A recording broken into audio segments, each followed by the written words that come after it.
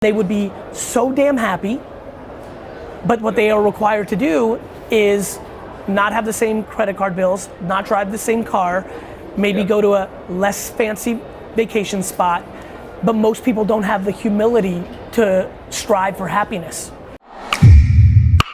You were talking on stage about competition for content, sort of the Darwinian marketplace, the oversupply versus the fixed demand. Yes. So are you on the sort of Nassim Taleb, Extremistan power law, a few people win, or are you the Chris Anderson long tail, you just need 1,000 true fans, or? I think they both ebb and flow.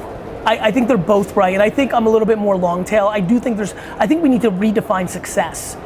I think that if, for me, and this is the first talk I gave that kind of broke me out, which is like, if you love the Smurfs, Smurf it up at that Web Expo 2.0, 2007. Sorry, I've not previously heard that line. That's an amazing line. My breakout in the tech world was absolutely this conference at the Javits Center that really put me on the map in TechCrunch and other places.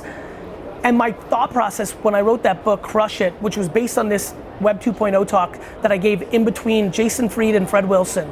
And I'll never forget, I'm in the green room, I just started getting in the game, right?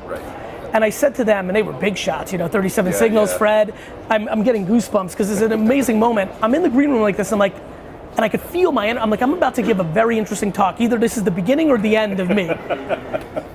I think it's the long answer to your question, which is, I believe if we just redefine success as happiness, an ability to financially sustain your life and knowing how to spend your money and not flashing, that you actually get into the long tail. That the long tail requires self-esteem and self-awareness. And I think there's a lot of people right now who make $213,000 and are miserable as an accountant or a VC or whatever. In Silicon Valley, I see this.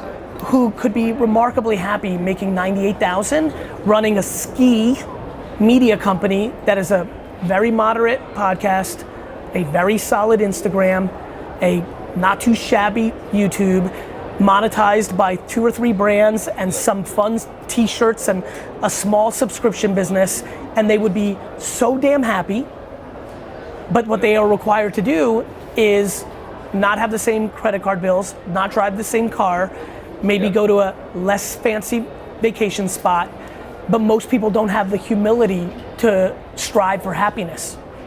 That's a nice phrase, that. Yeah, I like that phrase too. Yeah. Catch that one, D-Ra. And you know what's funny? I've never said it that way, but that's what I believe. I believe that, I look at myself, I have a lot of success. I could be making a lot more money. I just want to be happier. And I'm willing, and you know me, and know of me enough I'm willing to be scrutinized in the short term around things I believe in, because I do think history will play itself out. And I want that for others, because it's a fun way to live. I'm happy, back to TechCrunch. Yep. I'm happy that Kevin Rose lives a super happy life in Portland. He doesn't need to do what he was required to do by being on TechCrunch every day in 2007 as Dig's founder. He lived what he wanted to do. And there's a lot of stories like that from the early, I'm so affected because TechCrunch was the #1 site I consumed from 2006 to 2010. There's a lot of stories of people looking for their happiness or burning out and being required to find their happiness. And I think we need to have that conversation. Yeah, Arrington himself to an extent. That's an amazing, I wish I said that. That's a better job by you. That's the most meta part of my entire sentence.